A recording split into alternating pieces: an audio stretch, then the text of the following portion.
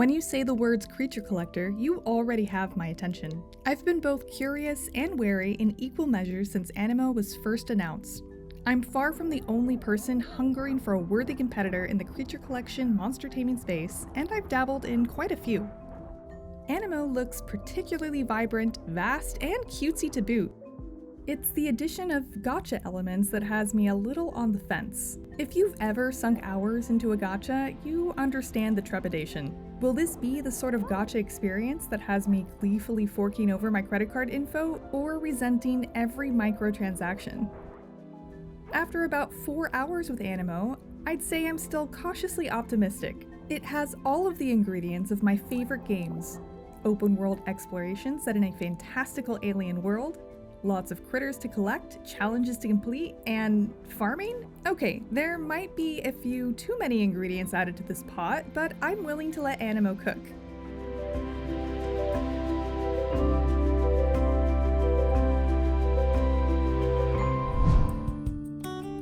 We leap straight into creating our Animo character. I can easily sink hours into a good character creator, so I was pumped to give Animos a try. From the get-go, the character creator feels super in-depth.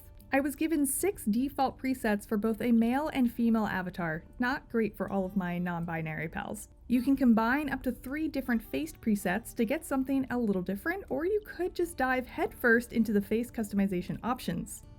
Animo's character creation allows you to adjust the position, prominence, and size of pretty much every facial feature, from your nasal wings to your eyelids. However, it didn't take me long before I noticed one glaring oversight: skin tone. After searching for a bit, I finally found the options for skin tone buried under all of the other menus for makeup. Don't let the 3 default options take you aback, like it did to me. Animo won a bunch of points in my book by including a color wheel for unlimited skin tone options. However, the character customization lost me again in 2 areas. 1, hair options are extremely limited. I can only assume, based on the fashion vouchers I saw redeemable later on in my playthrough, that you unlock more hairstyles through in-game currency or progression. Having appearance and cosmetics locked behind gacha mechanics might be expected. The fact that there is only one natural curly hair option, if you can even call it that, available from the start, however, is frankly disheartening. And second, I was similarly disappointed in the body customization. While I had so much control over fine-tuning the shape of my face, the sliders for body proportions were lacking, to say the least. I never expect much in terms of body diversity when it comes to this genre of game, but having to choose between being eerily thin or skinny with a nice butt and boobs was disconcerting. Welcome to Idol. With character customization out of the way, I got my first look at my in-game self in a cutscene reminiscent of a Twitch IRL livestream. Hello, everyone! The livestream overlay, complete with real-time chat bubbles from fictional viewers, threw me off a little bit, but luckily we didn't linger in the social media influencer realm for long. I found myself in the alien world of Idol, an aptly named idyllic planet teeming with lush greenery and charming wildlife with unique powers called Animo. Our first Animo crosses our path, an adorable little fire-type ember pup, smoothly introducing catch mechanics I'm already plenty familiar with.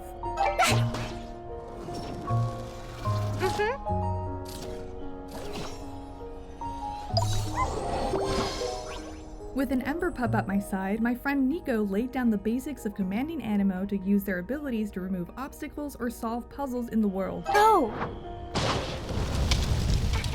After catching a few more Animo and commanding my new pals to charge into deadly combat, the story began in earnest.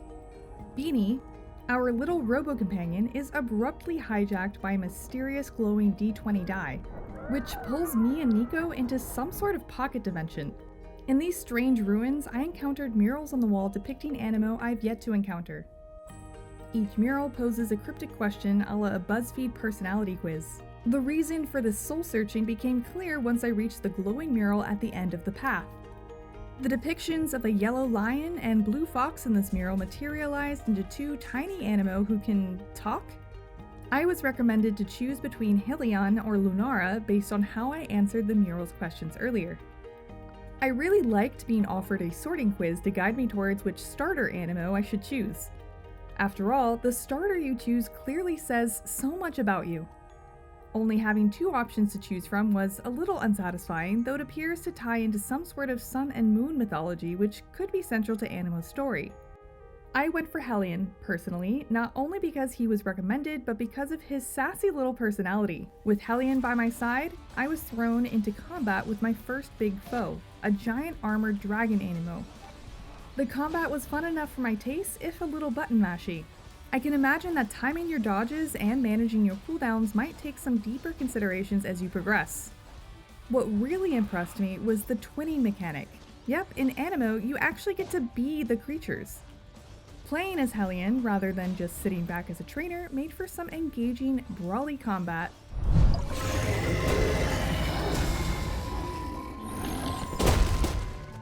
Just as quickly as I was transformed into Hellion and defeated the dragon-type Animo, I was thrust into a whole new region. I found myself transported to the Polaris Institute, a futuristic academy devoted to studying Animo, located on my home planet of Astra. At this stage of the tutorial, things became a little bogged down in dialogue and instructional demos.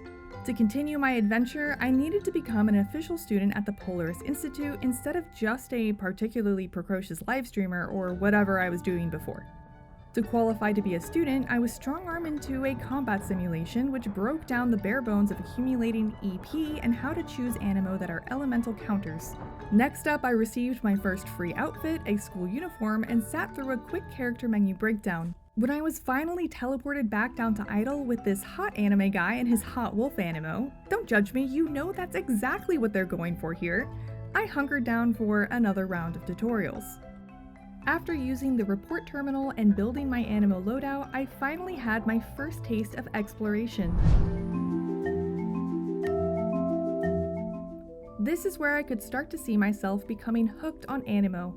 There's something so intrinsically appealing about running around a beautiful countryside and stopping to look at every shiny thing on the ground.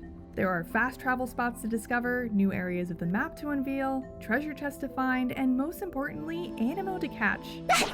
It quickly became clear that catching Animo has a bigger role to play than simply filling out your analog or battling other Animo.